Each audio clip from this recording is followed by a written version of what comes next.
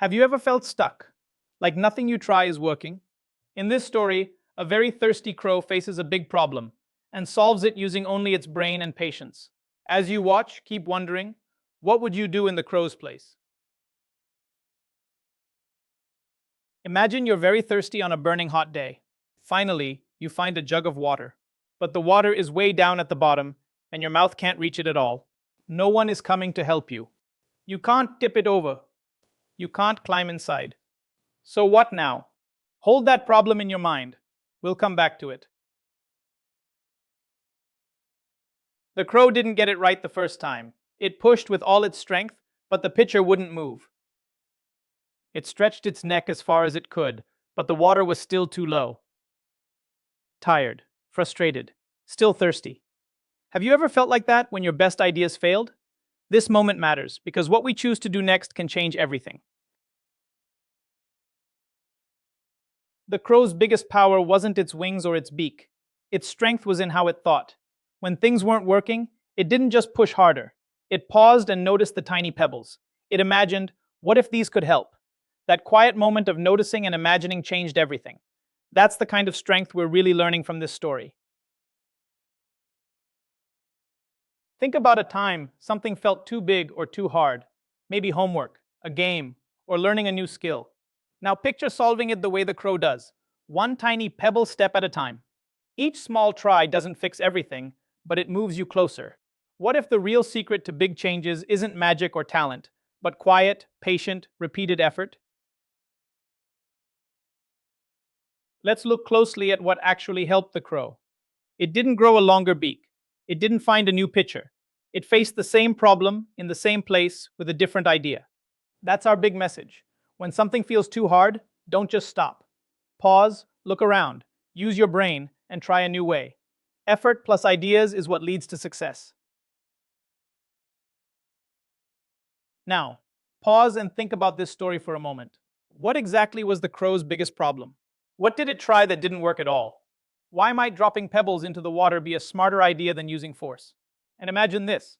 How would everything change if the crow had felt frustrated, said, "It's too hard," and simply given up?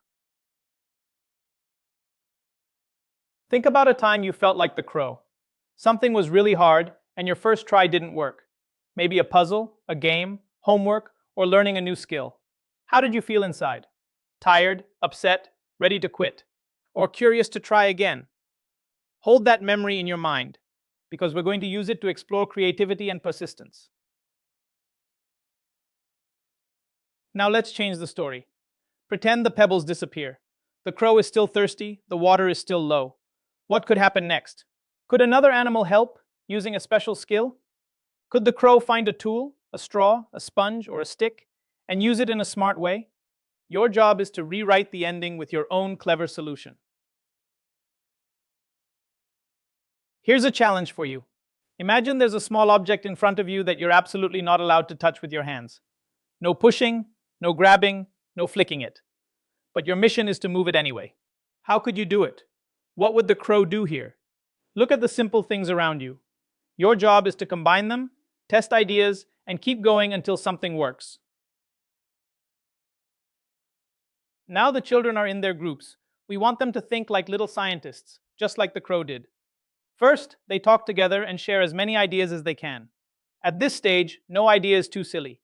Next, they pick one idea to test. They try it out and really notice what happens. Does the toy move? Does nothing happen? If the idea doesn't work, that's not a failure. That's information. They ask, what did we learn from this? Then they adjust the plan a bit, or choose a new idea and try again. Adults stay curious, asking questions like, what do you notice? Or what could you change?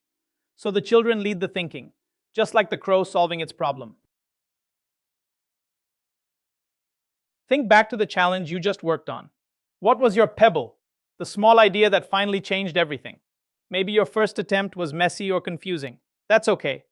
Which idea failed first, and what did you learn from it? Which idea finally worked, and how did it feel when the problem was solved? This story showed that the crow's success wasn't magic.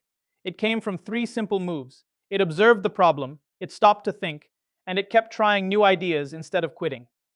In our own lives, giving up usually keeps us stuck and thirsty. But when we combine wisdom with persistence, the outcome often changes. Whenever something feels too hard, remember the crow. Look carefully, think creatively, try again, and let effort plus ideas move you forward. Whenever you face a problem, big or small, remember the thirsty crow. First, don't rush or give up. Pause, take a breath, and look around.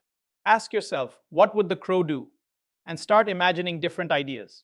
If the first idea doesn't work, that's okay. Try another and another. Use whatever you already have around you, just like the crow used pebbles. Most important, keep this line in your mind. Use your brain and don't give up easily.